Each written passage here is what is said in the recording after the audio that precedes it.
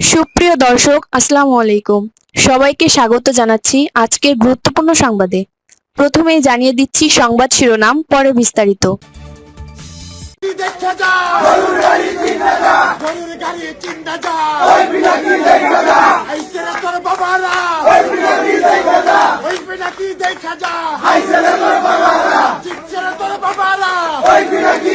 নিশ্চয়ই দেখেছেন অনেক মানুষের বাড়িঘর জয় বাংলা করার আমাদের যিনি কি বলে যে মূল নায়ক আছেন পিনাকি দা। তো আজকে ওনার বাড়ির সামনে মানে এটা গতকালকের একটা ভিডিও দৃশ্য, যে বগুড়াতে সম্ভবত তার যে বাসভবন আছে সেই বাসভবনের সামনে প্রকাশ্যে একদল নেতাকর্মী এভাবে স্লোগান দিয়েছেন। কেন আসলে পিনাকির বিরুদ্ধে বিএনপির নেতাকর্মীরাও এই মুহূর্তে অসন্তুষ্ট, এটা নিশ্চয়ই কারোর বোঝার বাকি নাই। পিনাকি ইলিয়াস সর্বোচ্চ লেভেলে চেষ্টা করেছে বিএনপিকে হারানোর জন্য, বিশেষ করে মির্জা আব্বাস থেকে শুরু করে মির্জা ফখরুল এবং তারেক রহমানকে নিয়েও। আপনার পিনাকি প্রতিনিয়ত যেই ধরনের বক্তব্য দিয়েছেন, অতীতে শেখ হাসিনা অথবা বঙ্গবন্ধুকে নিয়ে যে ধরনের বক্তব্য দিতেন, সর্বশেষ পর্যায়ে এসে তারা শহীদ প্রেসিডেন্ট জিয়াউর রহমান এবং মরহুমা বেগম খালেদা জিয়া এই দুজনকে ছাড়া তারেক রহমানকে নিয়ে নানা ভিডিও বানিয়েছিল পিনাকি ভট্টাচার্য। তো এমনকি নির্বাচনের দিনও, নির্বাচনের আগের দিনও ইনকিলাব জিন্দাবাদ, হাদি জিন্দাবাদ বলে কান্দারেন্দা ভিডিও দিছিলেন।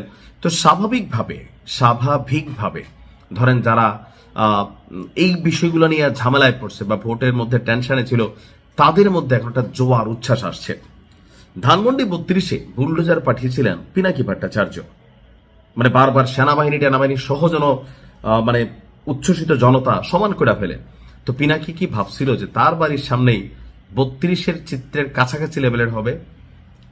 তবে ভাগ্য ভালো, পিনাকির বাড়িঘর ভাঙচুর হয় নাই, শুধু এখানে স্লোগান দেওয়া হয়েছে।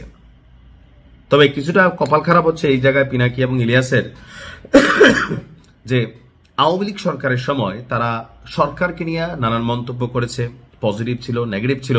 তো সবকিছু মিলিয়ে আওয়ামী লীগ সরকারের চক্ষুশূল ছিল। পরবর্তীতে ওই সময় তাদেরকে বিএনপির নেতাকর্মীরা প্রায় ধরেন মাথায় তুলে নাচত। আর যখন সরকার পতন হলো, দেখা গেল যে এই গত 18 মাসে বিএনপির বিরুদ্ধেই শক্ত অবস্থান তৈরি করেছিল পিনাকি ভট্টাচার্য, এমনকি জামাত এনসিপির পক্ষে তাদের একটা শক্ত অবস্থান ছিল। তো যখন পিনাকি আপনার দিনরাত বিএনপিকে গুতাগুতি করে আসলে ওরকম কোনো কিছু করতে পারলো না, জনগণ ভোট দিয়ে বসলো, তখন আপনার পিনাকির বাড়ির সামনে গিয়া এই যে দৃশ্যপট ভিডিওর প্রথমে আমরা দেখলাম, সেই বিরল দৃশ্যের দেখা মিলল। এখানে একটা মজার বিষয় হচ্ছে, এর আগেও আপনাদের খেয়াল থাকার কথা, আমি নিজে একটা ভিডিও করছিলাম যে পিনাকির বাড়িতে গভীর রাতে কে বা কারা ক্যামেরার সামনে গিয়া একটা অগ্নিকাণ্ড ঘটাতে চেয়েছে, ছোটখাটো, বড় ধরনের কোনো ক্ষতি হয়নি। তখনও পিনাকি এটা নিয়ে অনেক বক্তব্য দিয়েছিল। আর আজকের দিনে তার বাড়িতে গিয়া প্রকাশ্যে মানুষ ভিডিও ফুটেজ করে স্লোগান দিচ্ছে, মিছিল করছে। পিনাকিদার একটা জিনিস হয়তো বোধগম্য না, এদেশের মানুষে আপনি যা শিখাইবেন এটা দিন শেষে আপনার উপরেই ভাই ফিরে আসবে। অর্থাৎ মবের সংস্কৃতি।